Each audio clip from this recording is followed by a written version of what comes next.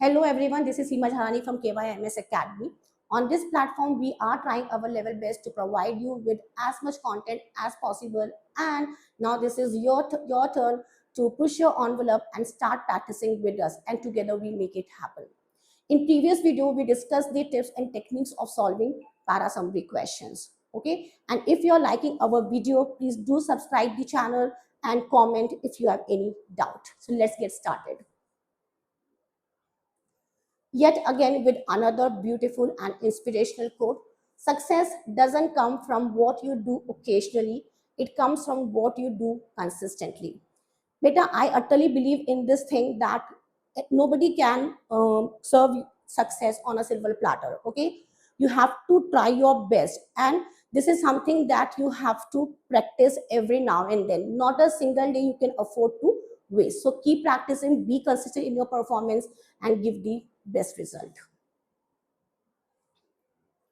Here we have 3 questions on para summary. So let us start with the first one.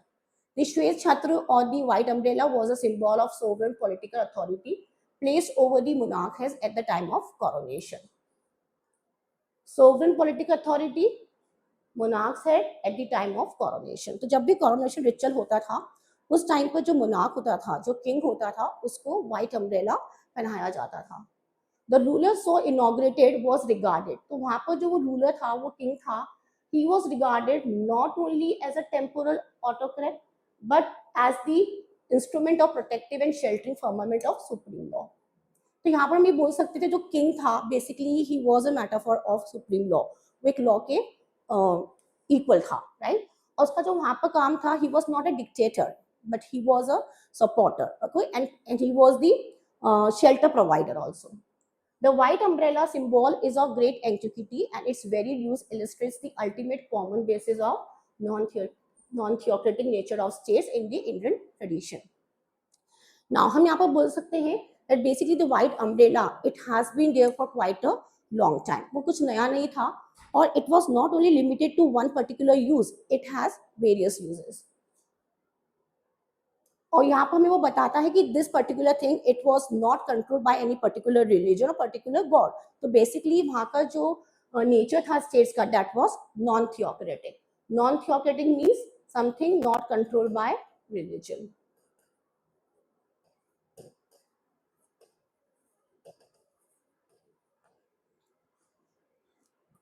As such, the umbrella is found, although not necessarily a white one, over the head of Lord Ram, the Muhammad Sultans, and the Chhatrapati Shivaji.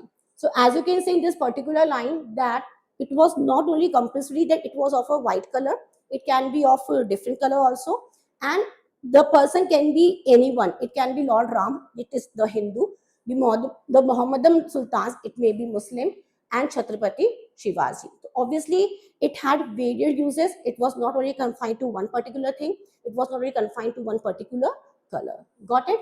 So now, the placing of an umbrella over the ruler's head was a common practice in the Indian subcontinent. So now here in this particular option, we have to go for 3 different things.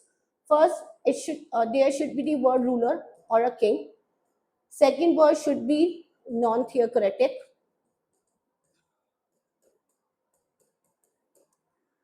Third, it's varied use, right? So now in this particular option, everything is not mentioned. It means they have not mentioned non-theocratic state, they have not mentioned the varied use, therefore it can be eliminated. The white umbrella represented the instrument of firmament of the supreme law. Okay, so far it is okay. And the non-theocratic nature of Indian states. So I won't say that this is wrong, but this is partially complete. Because again, this option is missing on which point it's varied use, right? So it is again eliminated. The umbrella, not necessarily a white one, was a symbol of sovereign political authority.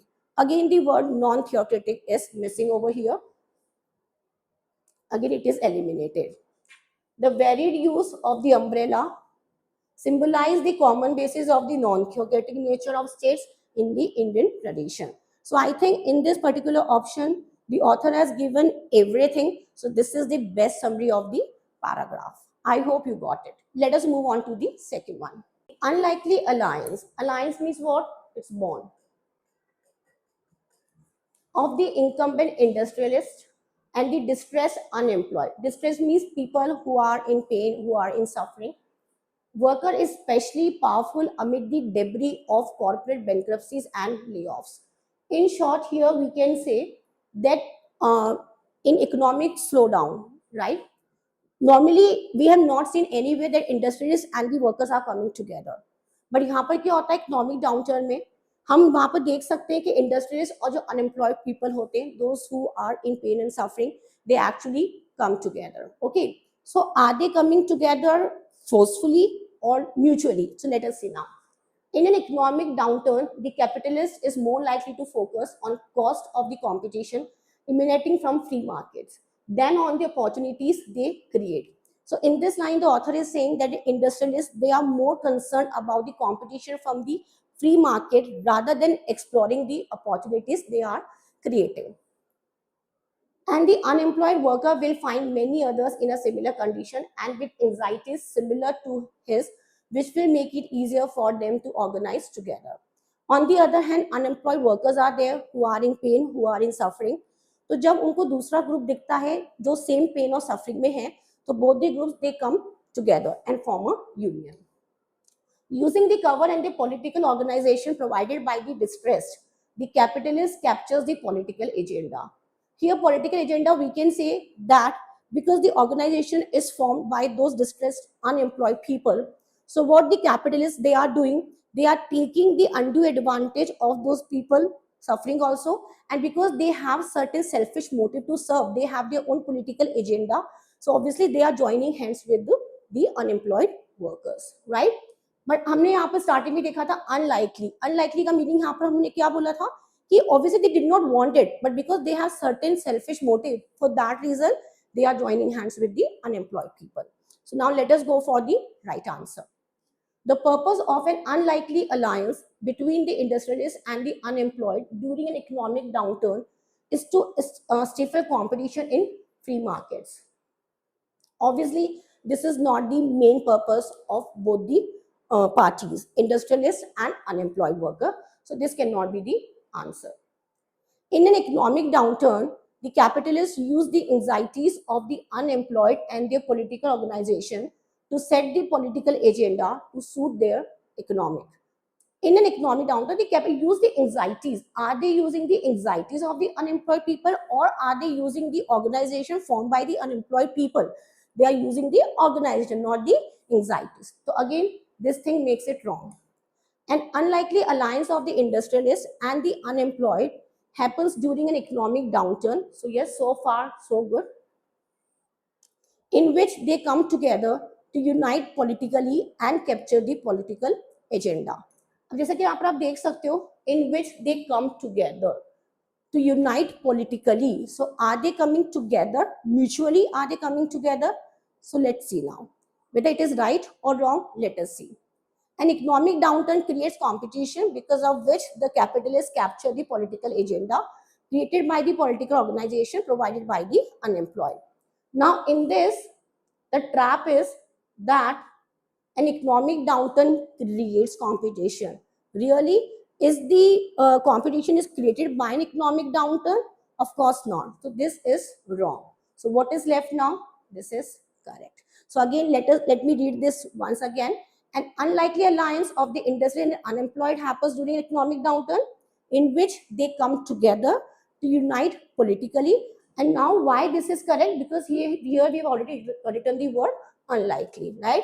And capture the political agenda. So I think all the three things have been communicated over here. So this is going to be the right option. The last paragraph. The early optimism about sports' deterrent effects on delinquency was premature as researchers failed to find any consistent relationships between sports participation and deviance. बेटा ये बहुत बड़ी line है और आपको हो सकता है थोड़ा सा डिफिकल्टी आए यहाँ पर अंडरस्टैंड करने में because the kind of words they have given you. So for this you need to have a good vocabulary over here. Deterrent effects क्या होते हैं? Delinquency, okay? Failed to find any consistent relationship between sports participation and deviance. तो पहले लोगों को काफी hopeful है कि yes, there can be a certain relationship between sports and delinquency. Sports, you know, and delinquency, basically what? Those people, especially youth, who are involved in criminal work. Okay, तो sports हो सकता है उनके लिए डिटेडेंट effect की तरह काम करे, मतलब जहां पर वो उनको रोके कुछ भी गलत काम करने से, राइट? तो पहले लोग ऐसा बोलते थे, बट देन रिसर्चर्स ने ऐसा कुछ भी एविडेंस नहीं पाया जहां पर वो बोल सकते कि there is a direct relationship between these two. As the initial studies were based upon cross-sectional data and the effects captured were short-term. Because whatever studies they were doing, it was only like focused on short-term. Okay, it was not a long-term. It was problematic to test and verify the temporal sequencing of events suggested by the deterrence theory. तो we समझ नहीं पा रहे थे कि basically what came first, okay, sports or the delinquency. The correlation between sport and delinquency could not be disentangled from class and culture variables. No. It means obviously they are not separated from these things. Okay. There were class also, there were cultures also where in both these things, right? Choosing individuals to play sports in the first place was problematic, which became more acute in the subsequent decades as researchers began to document just how closely sports participation was linked to social class indicators. So obviously there was a lot of problem in order to identify the relationship between sports and delinquency.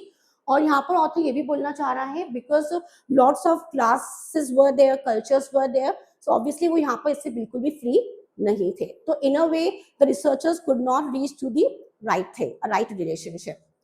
Sports participation is linked to class and cultural variables such as education, income, and social capital. Here I can easily eliminate this option. The reason is why education is coming into the picture, which is not there in the paragraph. So this can be eliminated. Contradicting the previous optimism, later researchers have proved that there is no consistent relationship between sports participation and deviance. So yes, I think I can keep it aside because everything has been captured very beautifully in this option. But let me consider other two options also. The statistical and empirical weaknesses stand in the way of inferring any relationship between sports participation and deviance. ठीक है, statistical data थे वहां पर वो enough नहीं थे, but I think I can't say that this is a complete para summary, this is a complete summary of this particular paragraph. I can say this is a partial but not the complete one, and if I compare 2 and 3, then I think 2 is the better choice, so I'm going to eliminate this. There is a direct relationship between sports participation delinquency, but it needs more empirical evidence. Already it has been told us that there is a direct relationship means what? It has been confirmed. When the authors say the researchers, they have failed to confirm this thing. So again, this can be eliminated. So through process of elimination, my answer is 2. So I hope you have understood that how we can solve any paragraph summary questions beautifully and that too in less time. All we need to understand is the tone, the flow, and obviously subject and the subject matter of the paragraph, and start eliminating the options rather than bothering about the right answer. Always eliminate the options with a certain logic and reasoning. So keep practicing and together we make it happen. Thank you so much.